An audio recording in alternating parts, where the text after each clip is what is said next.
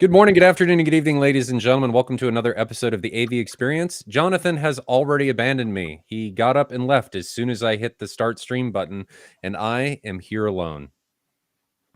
See, look, he abandoned me, heard me calling, and came back. Not I very just have long. to plead. I just have to plead. That's what happens. I have to plead for his help. And he came back. Jonathan, how are you? Good. You've been Good. telling me that you've been working in your theater. Yeah. You've done a Adding that lot. that near field sub row that was behind Mhm, my front row is now behind my rear row. So I have a near field sub behind every seat.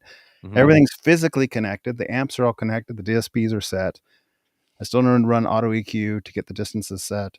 Mhm. And then some, just tinkering to taste and stuff. I don't know. I ended up making like a ledge, kind of almost like a diving board type shelf off the back of my riser I to hold saw that in subs. your AVS forum thread. That looked good. Yeah. So I'm hoping that it'll give me a little bit more tactile shake because it'll kind of be like counter lever Mhm. or something. It's like what they do for AC units on a lot of the newer houses. They put the things coming off so the AC unit's elevated, and Jonathan's here doing it for subwoofers. What does Yeah. that say about us? Yeah. Ah, it says something. And you ran a bunch of cable, XLR, speaker wire, moved the mini DSP stuff. Connected the speak-ons You've and been all that busy. nonsense. Yep. You've been busy. Okay. And then we're trying to get ready for the crawl. I was telling Mhm. you that I've waiting on some amps, screen to do some stuff, and that's been messing with Nick's remote. That's been a lot of fun. Shout out to Nick's, our master on AVS forums. I've messed with a lot of IP control systems. I think I've messed with all of them so far, and I vastly prefer Nick's remote. That's really cool. It is. It's super easy to use. If you understand how API stuff works and can at least learn it, like I think a lot of the enthusiast community could, it's a great option. It's fantastic. So if you jump on AVS, look up Sir Master. It's he's got a remote in the remote section on the AVS forums, and it's great. And try to Um, find the link so you can post it in chat. Let's see if I can find it. I'll throw it in chat in a minute. We can post it okay. on. What was I gonna? What were we gonna? We didn't have a movie, I don't think. But you brought up a topic, I think yesterday or this morning, about movie theaters, right? So we'll Mhm. just jump right into this, and then we'll see where the night takes us. But movie theaters and how things seem like they're on a downward trend, right? You had mentioned that there was news of a local theater that was closing. Right? And you and I went in and got those butt kickers from that theater. The Yep. Alamo, was it? I Yeah. think That was a that downtown theater closed. That was closed. downtown. Draft House. And it seems like a lot of the quote unquote mom and pop theaters are shutting their doors. Right. And so there was a conversation going on in text and in the Kansas City thread about this. And Jonathan said, "Well, why don't we just make this a topic?" So here we are. And it's kind of interesting. Like there's marketing at play, right? Because they don't account for inflation in a lot of this stuff. But at the same time, I think there is a downward trend, at least in ticket sales and the stuff that I saw. But Jonathan, you were looking at numbers. You Yeah. brought up the financial statements from a lot of these companies because they're public, Yeah. and you were going to look at net revenue and Yeah. see if it was how it was trending. Yeah. Before I go into that, I want to kind of talk about that Miller Theater group that closed in Blue Springs. It was Mhm. an eight theater complex, and it's been around for a long time. Like a lot of the guys on AVS said they'd been there as kids and stuff.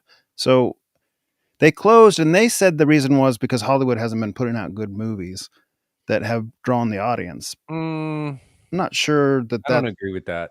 viable. I think there's probably a lot of reasons they close, but you probably have seen this as well. I mean, we were talking about it like on AVS Forum, like Ryan said. There's hardly any small operation type cinemas anymore. It's all like the AMC's and the Regals and that kind of thing that are around, the B&Bs, the big corporate ones, and those places are in huge debt, billions of dollars. AMC is in like last I checked, like $14 billion of debt or something, which is just insane, right? How do you recover from that? That was like a 2014 number. They're just trending down. Well, the debt, as I understand it, and people smarter than me can correct me when I am invariably wrong. It being in debt and borrowing in order to put yourself in debt pushes your income down and thereby makes it so that you don't have any profit and Sure. thereby you don't pay taxes. Sure. So I kind of wonder if they're masking profit by taking out loans and creating the debt. Yeah, but the trajectory has been down. I mean, since COVID, I think the Well, trajectory. even ticket sales, yeah, they've Yeah. been So they trending down. they mask some of it by renovating the theater, by, you know, upgrading the projectors and so forth. They take on debt and try to keep up. But I mean, you've probably seen it as well as I. When you go to a theater anymore, a lot of times it's just a few people in there. I mean, like we went to Dune 2 release and there was like a handful of people in there. At, On you know, release day? yeah, on release day. Man. And in one of the premium theaters. So I think there's probably a lot of reasons, and we can dig into that a little bit to see if they're why they're struggling. But that just seems like the trajectory is Mhm. not good. So I was curious because Blue Springs is a big city. I mean, we've probably got 100,000 people, like just guessing. It's in that range. There's no cinema here. That seems strange, but that's the case. So I was thinking, well, what if a little mom and pop cinema opened up with like a single bay and say you had 20 or 30 seats? Like that could be interesting. I would like to do that. That would be fun. I have the skill set. I think I could make that work. I started digging into it. I can't make that work. There's a lot of things that come up that people don't think about. Yeah. So I was thinking like 150, 200K would get me a Mhm. nice enough system to have a really, and I think it would for that part alone, to have Sure, a nice yes. enough system that would really be a premium setup. I mean, we're talking like I put the QL 7000 or 7000 in there that has 10,000 lumens. I'll have a 200-inch screen. I'll put these JBL CBTs all around. I'll have 8 21-inch subwoofers. Like I'll have nice home theater leather seats, like better than the commercial cinema because there'll be something from like Valencia's top of the line or something. And I priced it all out. You can get that in for 150, $200,000, all that stuff. And I think it would make for a butt kicker on every seat. I think it would make for a better theater than any commercial theater I've ever been to. Smaller, but Yeah. better. However, here's the deal. That would be like a small room. You'd probably want 20 or 30 seats in there. Swank is the one that distributes like licenses for movies, and they're really one of the main stops in town. Swank charges $300 for every showing, regardless of attendance, as a minimum. You want the oldest movie, you want to replay something like from the 70s, it's going to be $300. You want to play something new, it's more than that.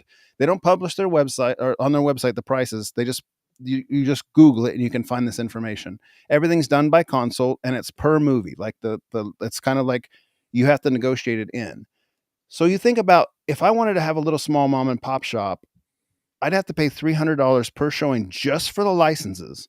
If I had 20 seats in there that were filled, 15 of those seats at $20 a ticket would go towards just the license and nothing else. Like not my building costs, not my equipment costs, not repaying the loans off, not my livable wage. Like that's not feasible for a small theater. It's just not feasible. You could only Mhm. do it at scale, which is probably why those big corporate entities are the only ones that are left at this point. Mhm. Efficiency at scale, right? And at some point, as Ryan said in the comments, theaters are like farming. I'm using his example where you're really not going to start making money until you hit a certain size, and you can do so much at the same size. You're getting better deals for more volume. You've got more people coming in because it's a centralized location. You're able to offer more, as somebody was talking about food and drink being upscaled, where that's a draw for them. When you're just the one-off thing and everything is the max price because you're not getting those scale discounts, it's not sustainable, right? Yeah. It's not possible. And then you start talking about deliveries from like how you even get the content, because then you need a custom movie server to be able to do this. And I don't know that they do it over HDMI. I'm pretty sure it's SDI and some other commercial applications. Then you need a projector that's able to do that. And you need all of the other systems that are able to do that. And then you're probably going to need Dolby processing and all of this other stuff. And it just gets to a point where, like I said previously, it's not sustainable. So Mm. it's no wonder that these shops are not able to do it, especially with a decline, Jonathan, as you and I were talking about previously before we got in the call, as ticket sales decline, not necessarily the sales, but the ticket numbers are trending down, and I don't think the ticket sales are trending down because of inflation. But if you adjust for inflation, it does start to tilt down. Um, and so there's some misleading facets there because a lot of the stuff we look at isn't adjusted for inflation. And it creates this picture of, oh my gosh, this movie is now the top grossing movie ever. And it's comparing to a movie like a year box office movie that's from several decades ago. And if you adjust for inflation, that movie kicks the crap out of it. So uh, I don't know. Yeah. I don't like going to the theaters, but I'm biased maybe because you and I have a theater.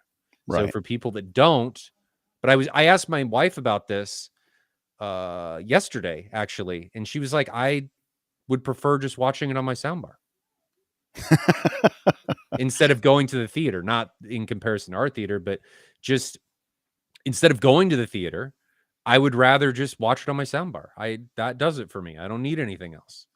So I get that, and I really do most of the time appreciate watching a movie here more than a commercial theater, but on a sure, big release with a bunch of friends, there's something still kinda special about the giant screen, right? And the audience engagement, you go and watch, an Avengers, or you go and watch a movie that really engages the audience, and you'll hear laughter and clapping, and that social aspect is still kinda fun. You don't get that watching a theater in your room by yourself. the social aspect I think is a good point because there is something, it's like going to a live sporting event in Mhm. comparison to watching it on TV. When you're around all of those other people, it builds the excitement. Like I remember seeing Phantom Menace when it released.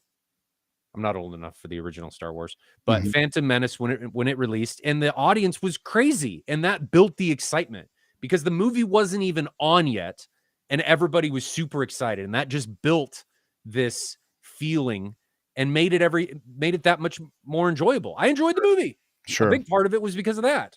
Sure, and And even you watch back those videos of that release, there was people in line dressed up in oh costume yeah, and, like, yeah. all kinds of yeah, yes. That's different than you get at home. And I'm not saying better or worse, just different, and so the occasional experience I only go to the theater maybe once a year or something. The Mhm. occasional experience is still fun for me. I'll lament if all the theaters are closed down. So we got a couple comments that I wanna address. One of the gentlemen said, "Hey, why don't you just set up like a little bar and grill and have a movie playing in the background and just, call it like a drive-in," and it doesn't matter. If it's a public showing of a movie, even to one person, that swank thing says you are under legal obligation to buy their license. So it doesn't matter if you're casually playing it, it's not the intent. Because my original thought was like, hey, maybe I could make a place and you could say, like, all right, you're getting a t-shirt or you're buying a wooden token and we're throwing in a movie. But what you're really buying or what is on the bill or the receipt is like, this item, a drink or a token or a t-shirt. But that doesn't fly. Like they've already considered all that stuff. They're going to come Mhm. after you. It basically says if you're publicly showing it for a single person and it's not your primary residence, your home, then you have to buy a license. This includes like church showings, youth group showings, like picnic showings, like the Mhm. stuff we've done in the, like occasionally in the park or in my backyard. That's not even legal. I just learned that as I was looking into this. I mean, there, but that goes through with music and stuff too. I mean, think about the things that radio stations have to do for licensing to be able to play to the mass market. It's more about, I think they're going to come after you if you're doing things consistently. Like if you're just doing it for fun, there's not really a reason for them to spend the money to do it. But if you're doing it like what we're talking about, absolutely. Like it, Well, so it came to my mind. I run a backyard movie night in the summer 2 or 3 times a year, 4 uh-oh. times a year. When And I Jonathan stops showing up, we know something's up. and I I haven't had any trouble with it, but also I've run it a couple times for our local church as well. So they asked me to run movie night for them a couple times. I'm showing that movie for 60 or 80 people, and we didn't know. I didn't know that you're supposed to license it like that. We weren't charging anything, of course. Neither am I charging for my backyard movie night. It's just fun. But it doesn't matter if you're charging or not. If you display it publicly, according to Swank, you need a license. Mhm. And if you they even get you if you say you're going to do it on ticket sales. They have a couple way of licensing it. It's either 50% of ticket sales or it's $300, whichever is larger. So you can't even get away from it. It's not even whichever is smaller, it's whichever is larger. So if you had a big audience showing up, you're getting 50% of ticket sales, you still got to rank that all the way out to the end, 50% of ticket sales. Now, Whichever is larger. Yeah. yeah, I mean, if you had a giant complex, I suppose you could make the tickets really cheap as long as you like. But you'd have to have so many seats to make that work and not come up to, like, the $300 mark because the $300 you're going to pay no matter what. It's like they've just that's greedy. In my opinion, that's greedy. If a mom and pop shop can't open up and like an enthusiast open up something like that, there's something wrong with the picture. Mm-hmm. And remember, guys, it's not just about like the licensing fees. There's a lot of stuff that goes into this that I don't think people really consider. You got to pay your employees. Your time is even worth something because you could be using your time to make more money. You got to pay for the rent. You got to pay for utilities. You got to pay for upkeep on the equipment, depreciation. You have to pay for all kinds of these things that people don't think about. Taxes, Insurance. yeah. And like if somebody brought up liquor, you got to have a liquor license to be able to do this stuff. So, yes, there are ways that you can do it, but you have to reach a certain level of sustained scale in order to make this function well. And I think the reason companies like Regal and AMC are able to do it, even though we've talked about them being at a loss, Ryan did say they've erased a lot of their debt over the past couple of years. He said like $3 or $4 billion. I don't remember where I was going with that, but you've got to have the ability to have the scale to be able to do it. Otherwise, it's really not feasible. And the numbers seem to show that. You want to start looking at the numbers?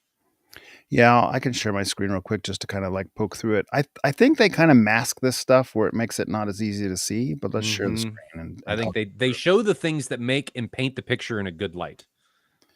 Can you see my screen now? Did it come across I correctly? got it. Hold on. There you go. So this is Morningstar. It's a stockbroker site where you can kind of look at the financials. We can look at the income statement, the balance sheet, and the cash flow and stuff for any company. So I pulled up AMC here. This is the year 2023, 2022, 2021, 2020. They can't lie on this thing. Like it's legitimate numbers. They get Well, it has audited, to be. like, They're a publicly traded company, so it has to exactly. be. So it's all legit. Just kind of poking through here a little bit. Their gross profit appears to be going up from 2020, which is of interest. Well, that makes sense because 2020 was COVID. Yeah, and their operating income, like that's going negative. It's going larger negative. Because if you look at one of the things that I was looking at, which is by the number, it's on a website called the-numbers.com, and it talks about tickets sold and box office. If you look at right when COVID happened, it just goes and falls off a cliff. So what you're seeing right there with the 2020 and then the increase in profit makes total sense. And it's kind of misleading because you had this massive tank in the market and then it comes up and they're going to say, oh, look at how good we're doing when they're not even necessarily back to pre-COVID levels. Looks like their total assets have shrunk, but their total liabilities has shrunk, and maybe even more so because this is like a 30% shrink and this is like a 20% shrink. So that's actually a good thing. Let's go to the cash flow. I mean, these numbers make it look like it's going better, but I just read an article that was on mainstream news. It was talking about them being in like $14 billion worth of debt. So I don't know what they're doing or how they're masking this stuff. I don't necessarily think debt is a bad thing, but I think it's like we can look at just look at ticket numbers. I mean, if we go and we look at here, we look at this one. Can you guys see that? Let me look. I don't know that I can. Can I zoom that in at all? Oh, shit. Oh, bad word. Anyway, so here is the tickets sold and box office. So this is not adjusted for inflation. So take that for what it is. It's not adjusted for inflation. And you can see box office is slowly going up and then falls off a cliff at COVID and then comes up. We're not even back to pre-COVID box office, not accounting for inflation. So this should be up here, way up here. And if this isn't increasing by the amount of yearly inflation, at least we're trending down. And that is very easy to see when you look at tickets sold, right? Because if you come up and then it's starting to tank or drop in 2000s, this is, I think, right around when Netflix came out, was in here somewhere, if I remember correctly. Because I was in high school. high school, I think, when Netflix came out. And then we start to see this downward trend, and we're way down here now for 2025. Where's another one? Not that one. So here's ticket costs. I saw a lot of people saying, oh, tickets are getting so expensive. Again, on inflation, you've got to account for, as inflation goes year over year, what does that do to the ticket price? And it's actually stayed pretty stable.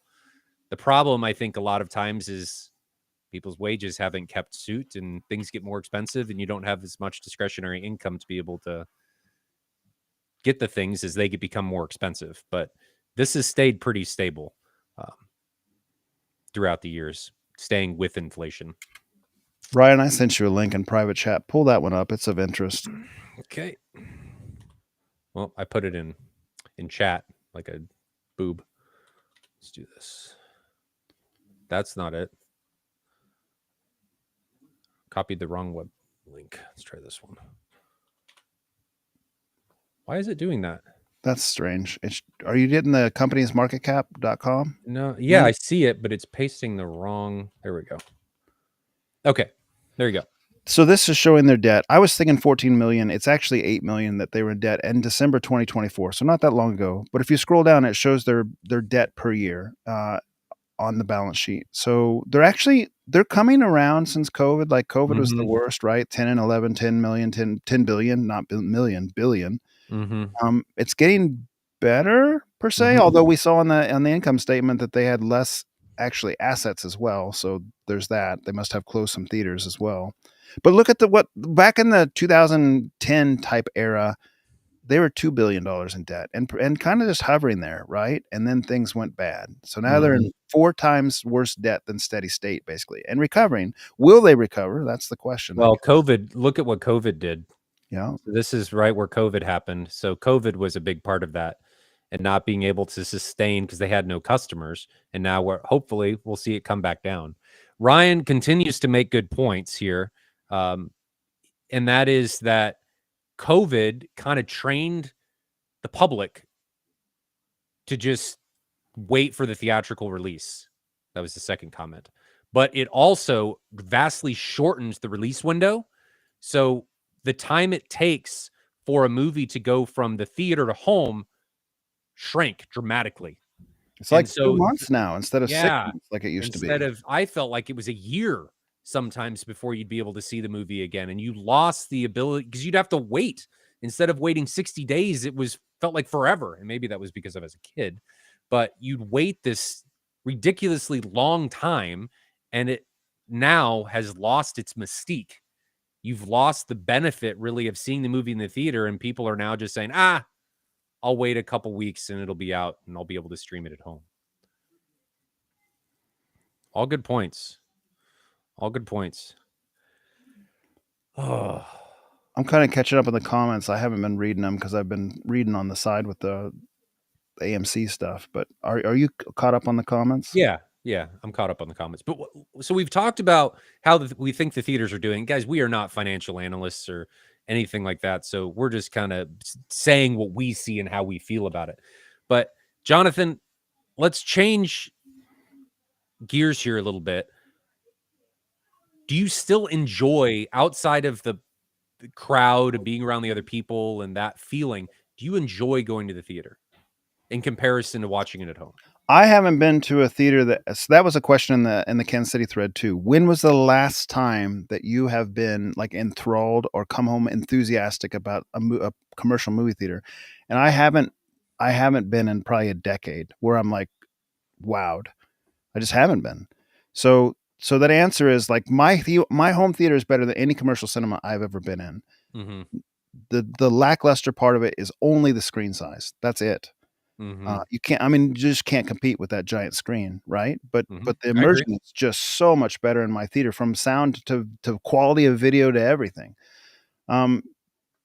So yeah. I mean, have I enjoyed myself at the theater? Yes, but it's for different reasons than the best picture and audio. It's for the social aspect. It's getting together with 10 guys and taking over a theater, or getting together with some of the Kansas City guys and going to watch some new release that we're all, keen on. John Wick, for instance, that was a lot of fun. We went and watched John Wick together. So stuff like that, it's Mhm. memorable in that sense. What was the last movie you remember being totally pulled into in a theater? I would say it was the release and maybe even the second movie I saw in Dolby Atmos. The Dolby Atmos release at the local AMC was really cool. I have talked about it before on one of the podcasts with Youthman back in the day. That movie was that we first saw was Brave, and they had a Dolby representative in like a tuxedo suit coat at least, like he was well dressed. Came in, he was handing out the Brave posters, and he was talking over before the movie began. He was down in the front talking over this new technology called Dolby Atmos and giving us some things that we should listen to during the movie. And that was a really cool experience because nobody had heard Dolby Atmos before. We're all like, this new sound technology, what is it? And then you're just getting more of a like that atmospheric envelope Mhm. of the bubble of sound around you. We found some things out in the theater that were really cool, like listening to voices on the ledge and stuff. Some things he pointed out. And then the next one I remember very keenly, maybe two more.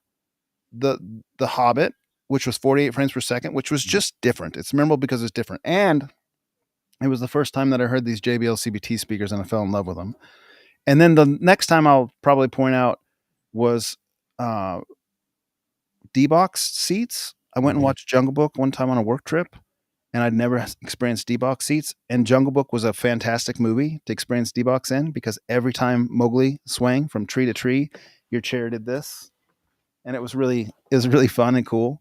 It was over the top. I ended up dialing it way down. Like they had a 1 through 5 setting on the chairs, and I dialed it down to 1 or 2 by the end of the movie. But it was still fun because it really enhanced that movie in that sense. And then one more. I went to an I I I'm pointing out that you can still have fun of these things, but they're kind of like first time unique experiences that raise the Still bar. have fun. These are not recent movies.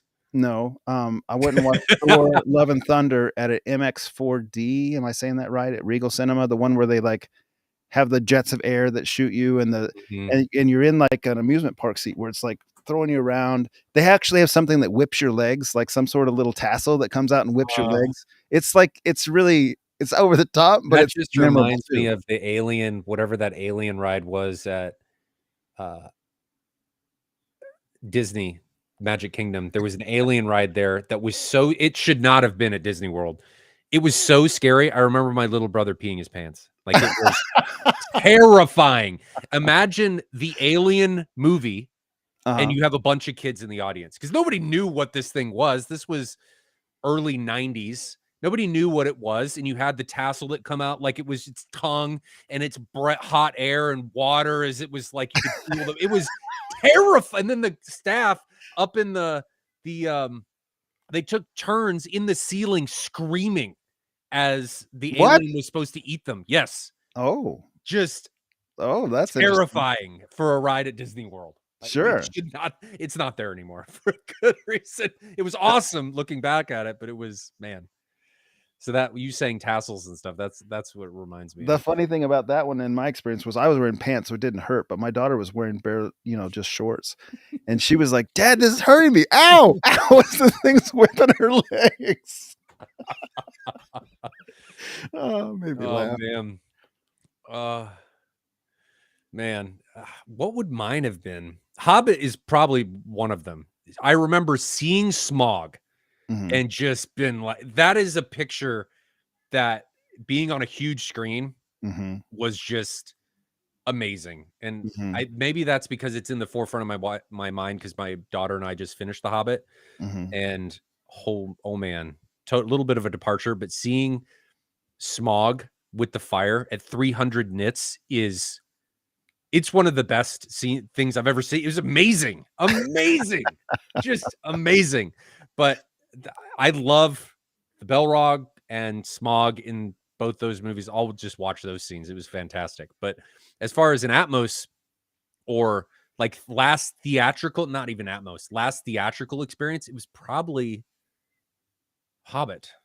I think would have been it. So, like, that's 10 or 12 years ago probably, Yeah, it right? was a long time ago, and everything else has just kind of been disappointing. There's been so many immersion breaking things that have happened. The worst that I ever saw, and this not including how bad the movie was, but was Pacific Rim 2. Jonathan's favorite movie, I know, but Pacific Rim 2, they had the projector was out of focus. Yes. Only the LCRs were on. None What? of the other speakers were on. Yeah. That's unusual. And the bass and rest of the speakers, like the bass and the main speakers, were not time aligned. It was just an awful, awful experience overall.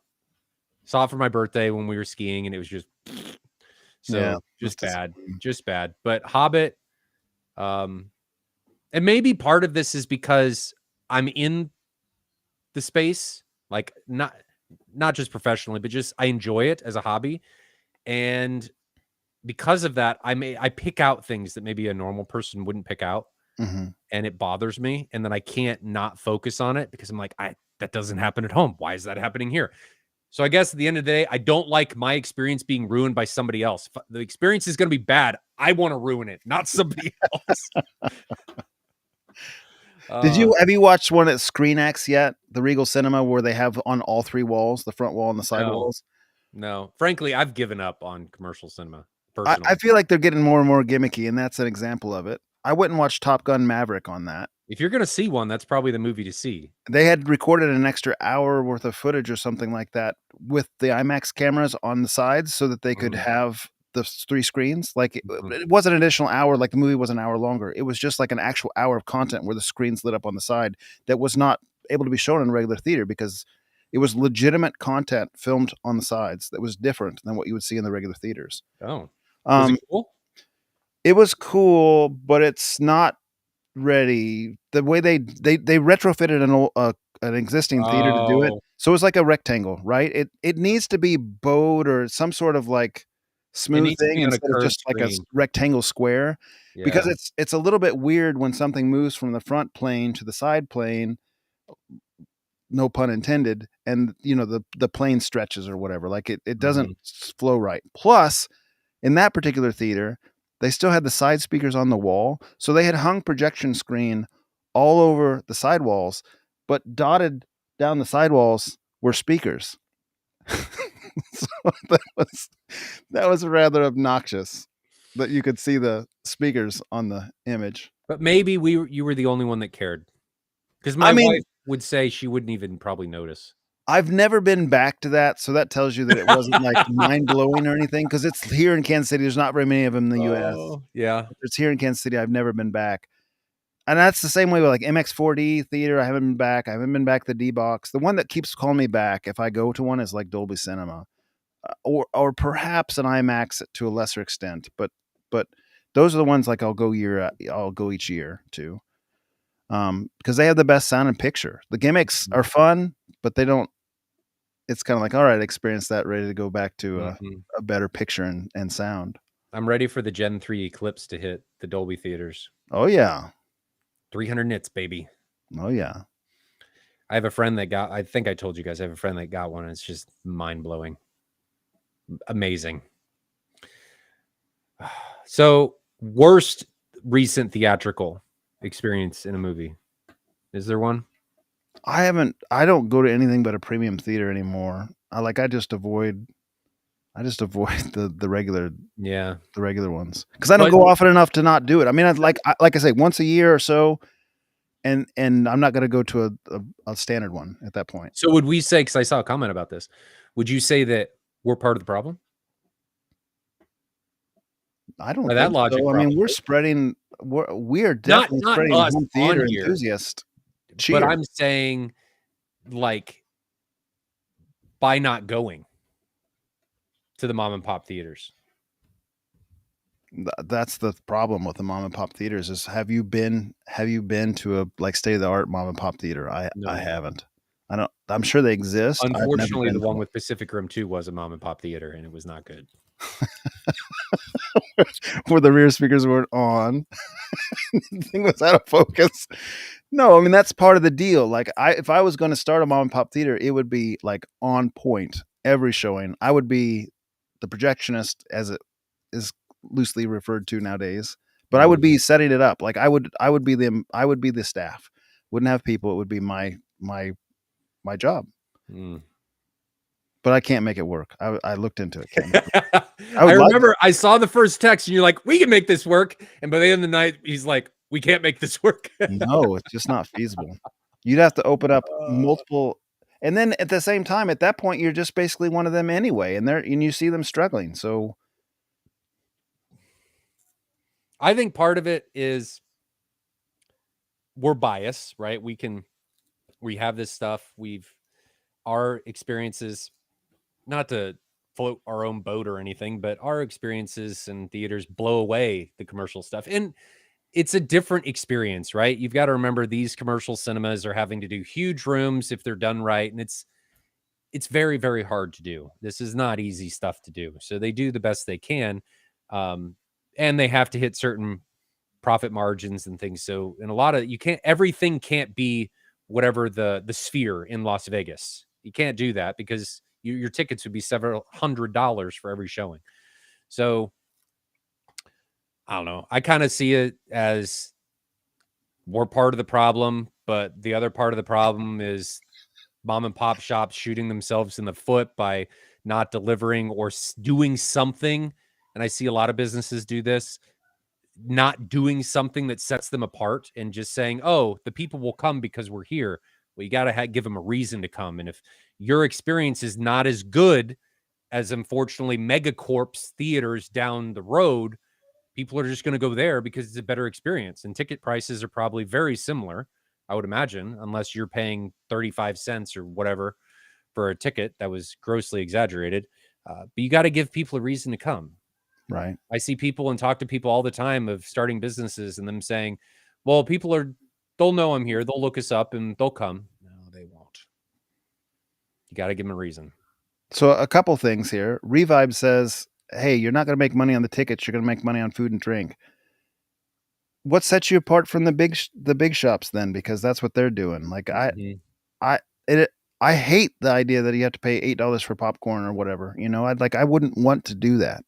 Like just out of like spite, I wouldn't want to do that. And then how do you make money at that Well, point? then you're also, if you're just getting started or a smaller shop, you're increasing your operating costs. Hmm. So it's easier at scale, absolutely, to do that stuff. But that's a hard grind. Now you're dealing the hard grind of the movie theater and a restaurant built into one. Yeah. The fork and screen is kind of fun. Have you done that? Yeah, I've been. Last the movie I remember was this wasn't the last movie I saw, but Ninja Assassin. I haven't even Fork seen and that screen. one. Oh my god, it was terrible. But I saw it with my friends, so it was fun. That was so bad. But anyway, it was really bad. But it was a fun experience because of the people. Like you said at the beginning, it's the people. And society, I think, is better or worse, moving towards more of a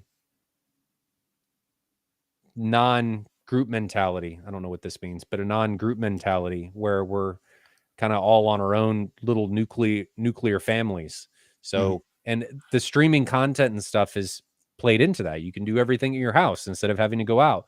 I was listening to some podcast where they talked about how many times people entertain, and it has downward trended enormously over the past few decades. And I think a lot of that is because we can just do everything that we want to do at home. There's no Mhm. reason to leave. Our home is our sanctuary and is becoming more so as the years go on. And that is impacting the movie industry because we can do everything at home that we used to have to go to the movie for. I mean, you remember waiting for movies to come on TV? Sure. Oh man. Sure. Or wondering if you'd get shot by your parents doing pay-per-view? Sure. I mean, think about even how much stuff has changed in our lifespan. I'm a little older than you, but I remember even when I first got my one of my first college PCs, and you could get a little TV card, and you would look at the schedule and you'd say like, "All right, this movie that I want to record Yeah. is out on Friday night at 7 p.m. I'm going to set that up," and you had to wait days to get it, and then you record it. It'd be cruddy, broadcast quality, 480i or whatever. But I would catalog those things, and now you don't have to wait anything like that. I mean, that was mentioned in the KC thread that a lot. I think part of the reason that these things are struggling is because all this is at our fingertips. I can Mhm. pull up between the subscription of multiple streaming services. I can pull up any movie I want in a moment. There's no wait. There's no like, well, if I wait till Friday night, I can go watch a movie. I can watch 10 movies before Friday night and have that itch scratched. Mm-hmm. So like that's why I was kind of like wondering if there's a way back from this. Like there may not be. There is, but you've got to provide an ultra premium experience. You have, like what the Sphere does. You have to provide something that is impossible to get at home. And it has to be so far past what is impossible. People have to go do it and they have to see it. Okay, I'm not countering you, but I am adding to what you're saying in the sense of the ones that I told you that were memorable from the last 10 years or so, they were gimmick theaters and I've Mm-hmm. never been back. Mm-hmm.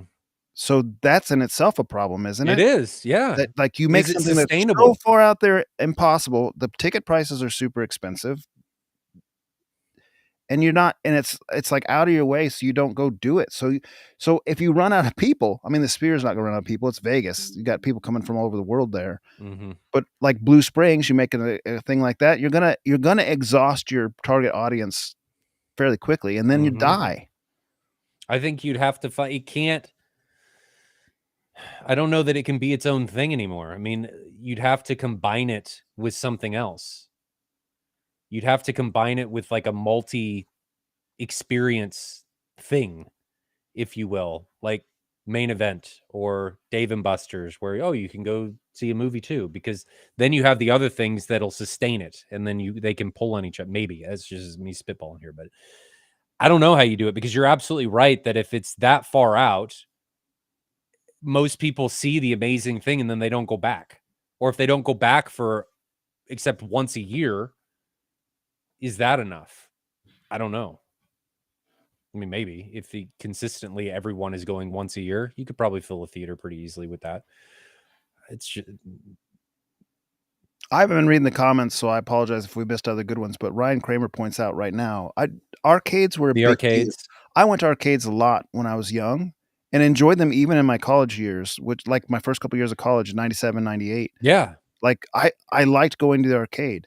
Even then though, the arcades at that point were starting to be behind PCs. Like your gaming experience on your PC, once that surpassed it, arcades No died. going back. Yeah. Like who goes to an arcade today? Maybe a birthday party or something just because you're looking for something to do, but it's not there's no excitement going there anymore like there used to be. No, And it's actually it's kind of a not feeling of misery in its own way. Maybe too much Chuck E. Cheese has been had in my past with my kids. I the other thing that's interesting and I don't know that I necessarily see this way, but I saw a lot of comments on the AVS forum thread with people talking about you don't they don't and you said your wife said the same thing. You don't need to have the level of experience to approach it. The convenience thing outweighs the need of the Mm-hmm. experience. I might be not quite like that. I still like the experience, but when my experience at home, like we talked about, is better than, but it doesn't have to be better than. It can be good enough, and then drops the interest. Mm-hmm. Yeah. And good enough might be a 65-inch TV and a soundbar to your Mm-hmm. wife's I point. think what has to happen, and I think is a better option, is instead of trying to fix something like this that is already dying, you need to try and figure out how to best utilize it going forward. Like, how can we make the theatrical experience? How can the movie studios and producers and AMC and Regal, before they get left behind, not that Hollywood will necessarily, how can they make the home video experience better? Instead of trying to hold on to this antiquated dinosaur that is dying, in my opinion, how can you take that and instead of trying to retroactively continually fix it, make the home experience better? How can we do that? That's what I would like to see, right? Take a better experience. Like, I would like a lot of people don't know this, but the DCI mix, the commercial mix, is not the same as what you get at home. Mm-hmm. Even on Kaleidoscape, it's not the same. Mm-hmm. The commercial mix, the bass can be a little bit different. I'm not talking about the audio, but even the video is just better. Mm-hmm. So I would like to see a lot of those options become more readily available for the home audience. instead of having to pay, you can get them, but you have to go into the what's called the Bel Air circuit, and you have to have special projectors that are more, they're commercial, like from Christie and Barco and Digital Projection, and I'm sure I'm forgetting a bunch of other ones that can utilize these servers and technologies, because there's no HDCP with any of this like HDMI has. That's why HDMI was adopted for home use, is because of the encryption. But you have to get on this circuit. And then to be able to, when you're on this circuit, then to get a movie, if I remember correctly, you don't own the movie, you rent it. It's a few $1,000s to be able to do it at home. And you have to get accepted to be able to do this. You don't just get to buy it. You have to be accepted to be able to do it. Yes. What do you have to have, like a premium theater or something? They don't want you just showing it up in your, no, I think you got to be like a who's who to be able to do it. It's if I remember right. Yeah. So it's I'd like to see that become more readily available, because there is a difference. I mean, we showcase DCI and stuff at some of the shows that we do, and there is a difference. Seeing that stuff, even the DCI trailers and things, it's pretty cool. I'd like that to become more mainstream. Make it more easily accessible instead of constantly trying to put it behind closed doors, because that is dying. And you got to get out in front of it if you want to maximize potential. I'd like to see them do that. So MW is saying, like, why is it a problem if no one's going to commercial cinema? If they follow through with your suggestion and make like DCI available to home users, and the price comes down, and it's more available, then that will come out, kill commercial cinema. And is that okay? Are we okay with that? Like, do you care? I mean, I kind of care. But do you care because of nostalgia? Yes. Yes, admittedly so. I don't care. I think things come and go. I mean, arcades are virtually gone. It's just get with the times, I guess. I mean, what are you going to do? You can't hold on to things when technology and everything else is changing just because that's how it's been in the past. I know. Opinion. I think I understand the nostalgia part of it, because that's hard, right? It's something you've done. It's memories and experiences and things, but purely from a technological and experience perspective going forward, throwing nostalgia out the window, that's what I would want. So, speaking of nostalgia, do you remember going to the movie theater as a kid? Mm-hmm. Do you remember, like, what kind of experience did you have? Oh, it was magical. Magical. I still remember Jurassic Park. Yeah, sure. Oh man, I think what an amazing, that movie is still amazing. Mm-hmm. I was looking at the list for like top lifetime adjusted gross movies. There's some amazing movies on there. Mm-hmm. So there's some movies that are on there that are not good movies, like E.T., but somebody probably thinks that's a great movie, but to me it's not. It's bad. I saw that one in the theater when I was a kid, and it scared the daylights out of me. I mean, I haven't even watched it since. It's like bad. But where was I going with that? What was that movie? Was released in the 80s sometime. I was born in 79, so I was young, a young pup when I saw it in the theater. So E.T. was 82. Then I didn't see it. It must have been a rerun or something, because that would have been like 3. But I was young. I mean, I remember being young, and I remember hiding under the seat, like at the Kokomo Theater in Boonville, Missouri, hiding under the seat a good portion of that movie because I was so terrified. My dad was kind of chuckling at me and telling me to come up and watch the movie. Maybe the Kokomo Cinema got that late because, I mean, that was where we went. I had a couple neighbors that were like brothers that had never married. There wasn't anything weird. They're just neat guys. And they invited our family, my brothers and sisters with me, and they took us to the movies. And we did that many times, dozens of times. Mm-hmm. And like at that Kokomo Cinema, watched all the Disney animated cartoons when they came out, watched other cartoons, just watched like Homeward Bound, stuff like that growing up, Land Before Time, all that kind of stuff. Five Will Goes West, America Tale, all that stuff. And watching that in the cinema at a cruddy mom and pop cinema was, like you said, it was still magical. It was a lot of fun. I remember gummy bears were stuck on the screen, and gummy worms were, because people would lick them and throw them up on this projection screen. and you'd have to look through those to see your movie, but it was still a lot of fun. This is why the speakers in the 4D experience bothered you so much. You just having flashbacks about gummy bears. Stitch now says, so this is the backstory to why Jonathan hates horror movies. It's probably true. Tim. E.T. ruined it.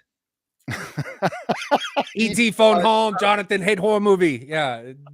Just that had the wrong accent, maybe, yes, but you get the idea. That glowing finger and that little shawl wrapped around his head. I am ruined. Jonathan's gonna have nightmares. Wake up in cold sweats from this. But Jurassic Park, phenomenal. Stitch, I think, said that was the first time a lot of us experienced DTS. Yeah. Oh man, still an amazing movie. It's one of my daughter's favorites. It's terrifying. When you think, I mean, that movie is a borderline horror movie. The original Jurassic Park. Yeah. So that was how they did it. PG-13, and my folks wouldn't let me see it until I was 13. So good. I was right on the border. I was so close. I don't remember I was 11 or 12, but I so wanted to see that. I'd read the book multiple times. It's one of my favorite books still. Any closing comments? No, I haven't kept up with the comments tonight, guys. Sorry.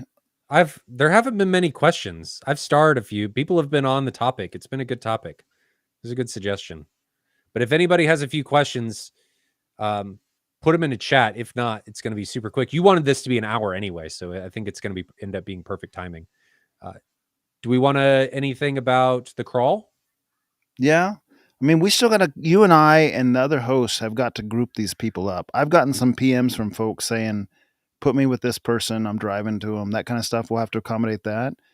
And then, we'll just group them up into the 5 groups. Just let everybody go where they want. You can't. I'm kidding. Don't do that. That's not the room. Everybody shows up at one house at a time. Right now, there'll be about 60 folks. So there'll be groups of 12. And groups got some slots to fill from people pulling out. Did you already do that? Yes. And we still got about 60 folk. Okay. It was like 64, 65, and now we're down to like 61 or something. Okay. What's the best movie you've seen in the last 3 years? Stitch is asking. Tim's asking. Ooh, that's a good question. Best movie I've seen in the last 3 years. Battlefield Earth.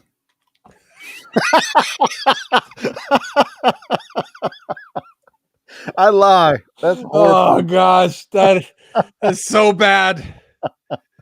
Oh, that's so bad. It's really bad. Best movie I've seen in the last 3 years.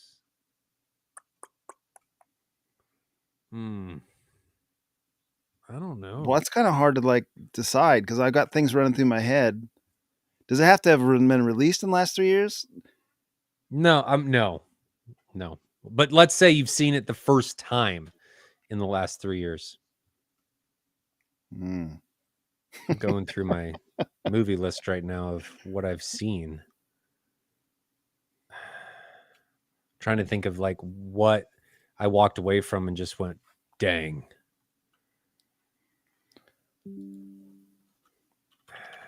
I don't know. Top Gun Maverick's honestly probably up there. That was I would say that was a really fun one. I really liked it as well. But I'm not sure it's my favorite in the last 3 years. I'm going to go a little bit different track here. And it's almost, I'm not even sure that this is true. But I'm going to say that it was very memorable. Free Solo with Alex Honnold, the climber. Really? Did you see that one? Yes, I've seen it.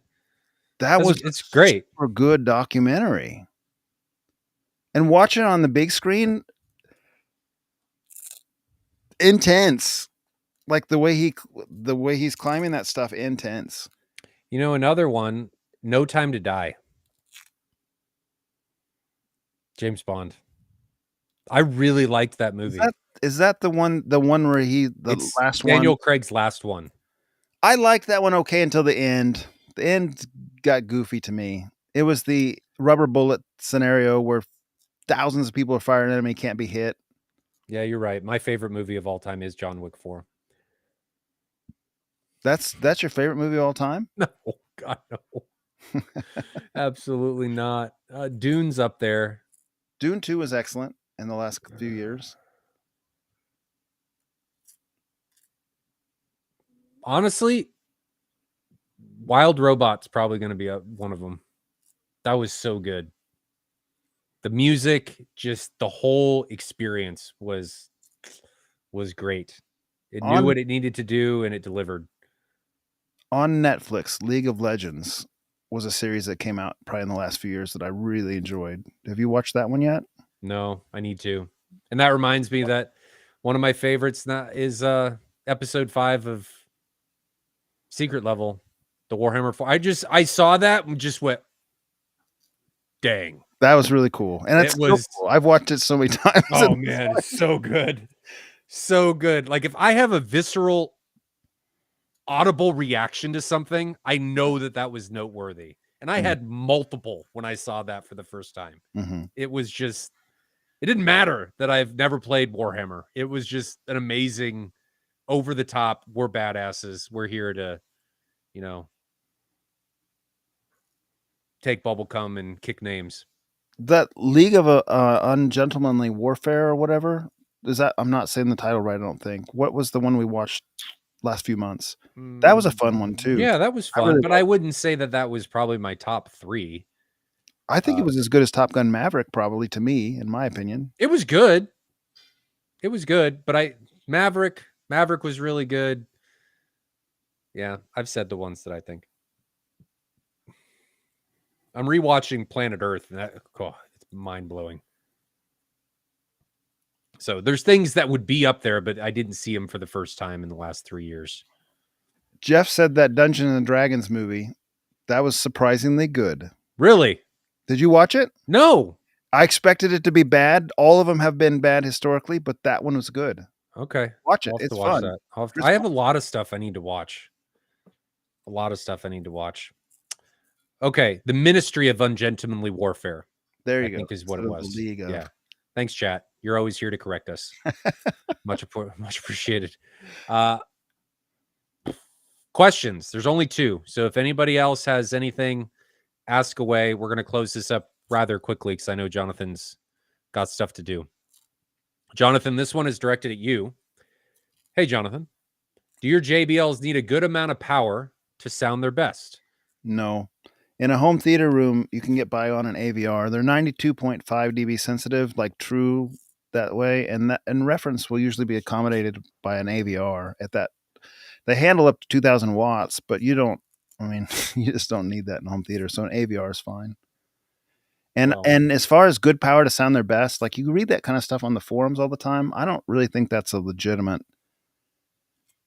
If you're not pushing into distortion, why do you need it? If you're pushing 1 watt, what are you doing? I mean, it's not like the frequency response won't change if you're running it off an AVR at say 85 dB and you run it off an amp at 85 dB.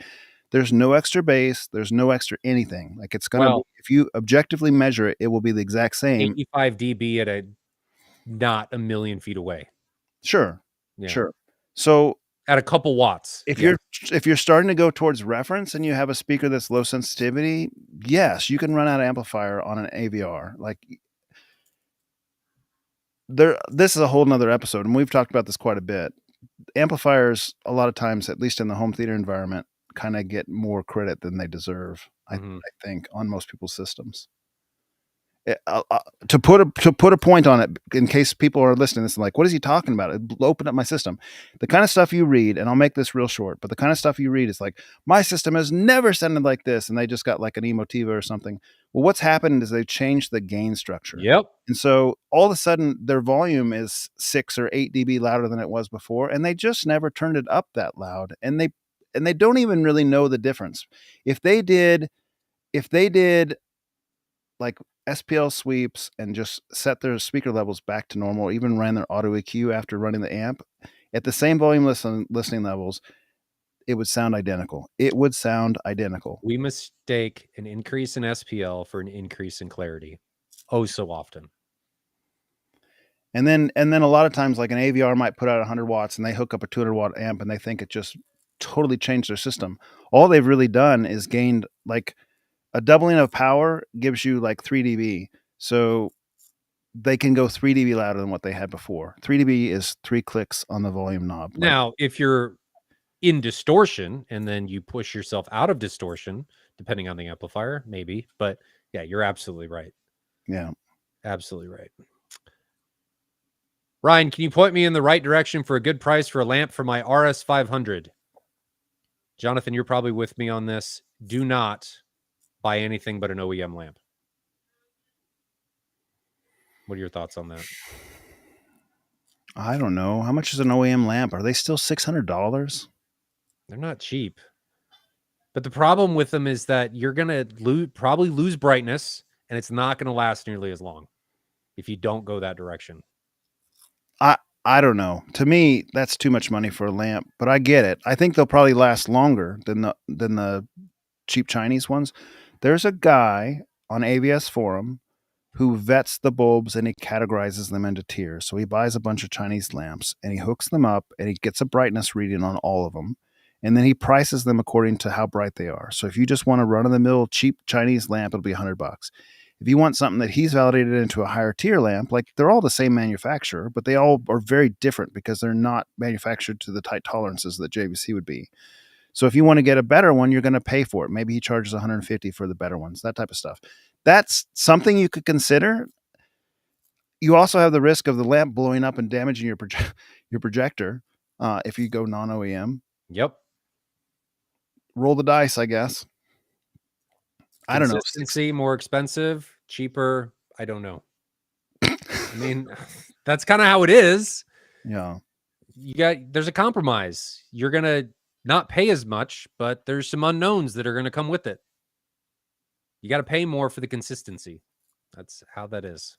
I mean, you could get lucky, but it's an unknown. Don't know how it's going to play out. Good question, though. This is probably more of a topic than a quick run through. Would you agree? It is. Give us a quick run through of calibrating your speakers and subs. I mean, mine would be quick, but it could be a full topic depending on how deep you want to go. Like in a nutshell, I run Odyssey Auto EQ to set my distances, and then I turn it off. I measure then everything to be 75 dB for my seats using the internal test tones on my receiver. So there's no Auto EQ applied to just set my distances. I'll check my phase alignment to make sure that I don't have if it's a new system. I know I don't have it now, but if it's a new system, I'll check to make sure my subs and my speakers are in phase by turning off smoothing on my measuring mic and make sure there's no dips. And then I will assign my own PEQ using the equalizer in the AVR to make the speaker sound how I like. Because when you say no dips, there's gonna be dips, but you're talking about major dips. At the crossover point, if you're measuring with like OmniMic or RAW smoothing, if you see a very narrow, they call it a notch, like a notch. It's not, and it's not deep. A notch filter. Yeah, I mean it's basically just a crevasse. If it's super steep right around the crossover point, and you change the crossover and it follows you, if you change it from like 80 to 90 to 100 to 120, and that little crevasse just slides, then your subs and your speakers out of phase, and you don't know how common that is. It's much more common than people think. And it doesn't have to be narrow either. It could be a slight, divot that you may be able to bring up if you modify your phase a little bit. If it's a 0 or 180 phase issue, it'll be a super steep. You'll see it. Notch. If it's like if you got a phase dial on there, you can do all kinds of funny things by changing the phase because it's time delay. Phase is just time delay. Yeah. So anyway, back to the thing. I've now turned off Auto EQ. I've just got my distances set from the AVR, and now I'm dialing in into taste. So with the subs, I'll lift up the bottom end on sealed to make it like a flat response, and I'll elevate the entire subwoofer response so that my entire field is high. And then for my speakers, I'll put a little smiley face EQ on it because that's my personal preference. So in the AVR, I'll just I'm not doing any more questions, guys. I've starred all the ones we're going to do. Sorry, Jonathan. That's fine.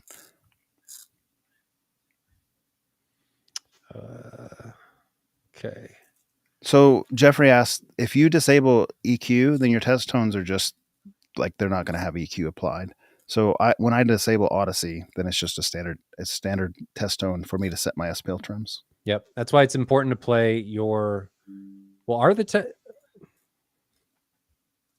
The test tones are fine. If you turn off auto EQ, then the test tones are fine. If you have EQ applied, I didn't think the EQ applied to internal test tones. I don't even know, I honestly. don't think it does, and I think that's why it's important that you play your test tones from an external source if you're measuring, like SPL and stuff, because I don't think it gets applied. I haven't used a Denon I've RAM read long that time. before, and I've run into like people talking about it, but it's been too long ago. I don't remember the specifics on it. Somebody in chat knows well more than us, so I'll defer to their expertise. We've done that one. Another one about JBLs. What is the response like off axis vertically? Say the difference in height between the first and second row. Yeah, so the vertical dispersion on these speakers is only 27 degrees, and the horizontal is 150 degrees. So the vertical dispersion is not very much, but also consider that they're 28 inches tall. So they're, just by virtue of their size, they have a lot of vertical coverage. It keeps the spray off the ceiling and the floor a little bit by doing that. There's no problem between front and second row. Between the height there, it's not an issue whatsoever. It sounds very nice and uniform for coverage. So as long as you're within the vertical dispersion, you're not going to have an issue. Right. Now, if you're a multi-row theater, it may become a problem. And this is absolutely something that comes up with line sources because they have very low vertical dispersion. And that's what your speakers, they're a type. And when you start getting into multi-row theaters, it's can create potential issues if the speakers are not tall enough, like you alluded to. Ray Moon has a suggestion for our topic. He says, do one next on how tariffs are going to affect home theater. They're just going to make everything more expensive. Some of them are being backed off, though. Like several countries have reduced their tariffs, so Trump's reduced the counter tariffs. I don't know. Like Israel, for instance. I mean, we're not buying home theater stuff from Israel, but Israel reduced their tariffs completely, and now we reduced their tariffs completely. To shrink this one down, I think it's mainly just China. I mean, a lot of stuff comes from China, so we could talk about that. Taiwan. Yeah, that area. We could talk about that. That could get really political, so I'd like to stay away from those topics. But good suggestion. Palindrome Guy says, what systems do you guys have in your living room? And what system would you have in your living room if you didn't have a home cinema? I have a sound bar. I don't have anything better. I have an 8-inch Pioneer sub and some little tiny Polk tower, like small little tiny. They're not towers. They're little, like, what are they called? Like little shelf speakers, basically. They're not even like a bookshelf. They're like a tiny shelf. They're not even a bookshelf. They're like a tiny shelf. No, they're like, I don't know. They're tiny little things. They're better than the internal TV speakers. But my wife says, no, you have your theater downstairs. That's where you stay. I have a Sonos soundbar. I did just order some Kef blades, so they'll be in the living room for a little bit. 6.5, 5.25. No, they're the big boys. Maybe I'm not. I was thinking about those little Kef bookshelves. They're Kef's flagships. I'm looking. So I got them for the event on the 16th. Oh, yeah, that's not exactly what I was thinking at all. It still has that little tiny driver on the front. They do. They're definitely not meant to go reference, but it's trying to show everything that Kef can do. So they'll be here for the crawl. They're the Kef Blade 1 Metas. Yeah. They're cool looking. We'll see what they are, how they do. But they'll be here. So they will be in my living room during that weekend, and then they'll move to the basement somewhere. But it is just a sound bar. Now, if we didn't have theaters, and let's take wife approval and just go throw it over there, what would you put in your living room? How would you do a theater in your living room? If there's no bars, why not? I mean, probably. I don't know why I'm trying to make this anything that different. It would absolutely. I had friggin' JTR 4000 ULFs in my living room, so I don't know what I'm talking about. Yes. Yeah, we would do that. I would absolutely do something like DC on the forums did in his living room, where he put like his Gallahorns in the ceiling in the attic space, firing into the living room, and Mm-hmm. built speakers into the soffits, and it's cosmetically beautiful. Looks great, all hidden. Mm-hmm. Yeah, that's what I If would I do. had skills, that is, if I had skills. That's what I would do. Good question. Derek asked, Ryan, last week you said don't do spandex for Seymour. I don't remember saying that. Well, I don't think we said that last week, actually, because I don't think we had this on our conversation. But Maybe. spandex is like less gain than Seymour screen for sure. Mm-hmm. I Spandex think it depends on the situation, what you're trying to accomplish. I may have said don't do it if you're doing acoustically transparent. Maybe. I don't know. Maybe I said that. Now I'm doubting myself. What was the conversation? I don't remember I talking don't remember. last week. I don't remember what the conversation was, but what I will say is that screen materials should be bought to fix an inadequacy in the room. You need to do something or use it as a tool to make the overall experience better. And if spandex does that for whatever you're trying to do, then sure, it's a great tool. But the screen manufacturers, take Stewart and Seymour, for an example, have so many different materials that they're a little bit more flexible for what they're trying to accomplish. And Ryan brings up, says that's a lot of brightness loss. And I don't think spandex is a very neutral, It's very low. gain neutral screen. It's a negative gain screen. And a lot of times you're only getting negative gains when you're doing woven fabrics for a lot of us, or like heavy ambient light rejection, or small amounts of perf will reduce it 8 to 10%, depending on the perf, that kind of stuff. But depends on the situation, Derek. It's whatever you're trying to accomplish. Just like we talk about with AVRs, get something that ticks all the options and boxes that you need it to do. Anything to add? We did internal test tones. Paul A, do you think processors make a big sound difference? Jonathan absolutely does. 100%.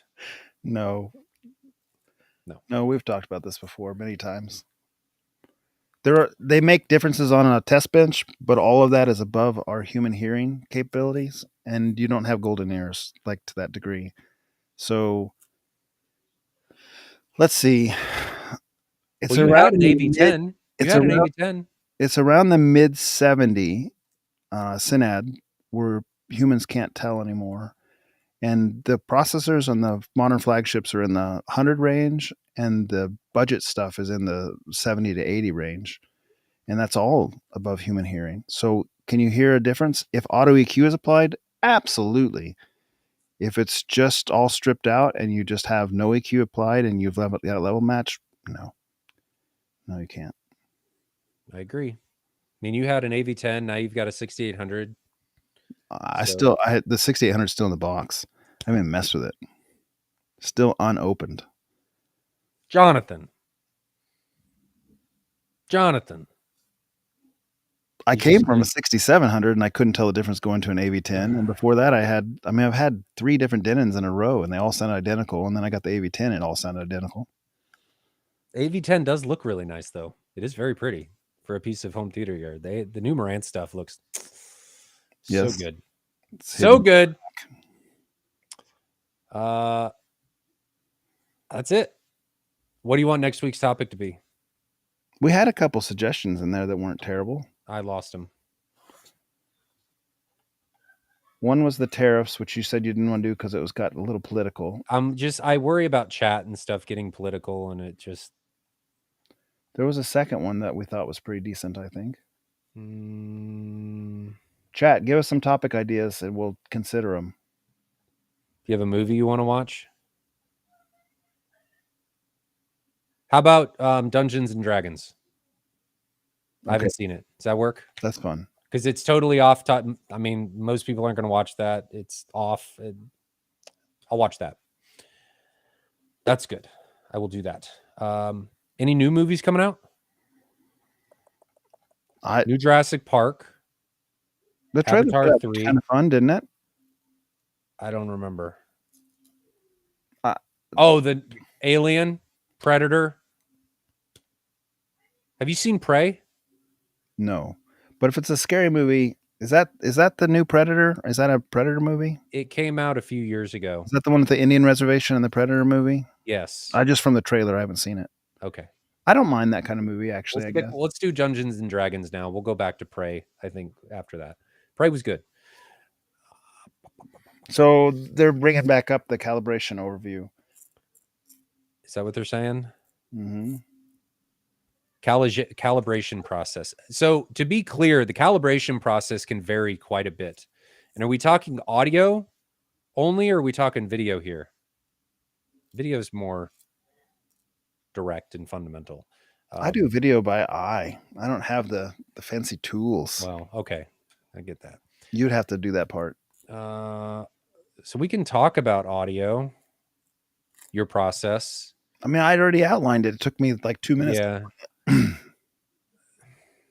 We have had people ask that a long time, and we can have visual examples and kind of talk through it. Okay. Soup to nuts. Okay. We'll talk about that. That's fine. Anything else? What? You're like, all right, we'll talk about it. We'll talk about calibration. Okay, so Dungeons and Dragons, we'll talk about calibration. Hopefully my new amps are here. Hopefully this new screen's here. Hopefully the blades are here. That'll be fun. And then you and I and the other guys need to go through and figure out who is going where. Kind of important because it's only 2 weeks away, baby. Yeah, and then also figure out how we're going to disclose our addresses. I'll just do it through PM like we did last time, I guess, probably. That's probably the best way to do it. Okay, well, let's wrap it up. Hour and 20 minutes. You can go eat dinner. Good show. Had fun. Yeah. And guys, stay safe out there. Until next time. Probably do this next Friday or Saturday, one of those days. Hopefully I'll know before then, but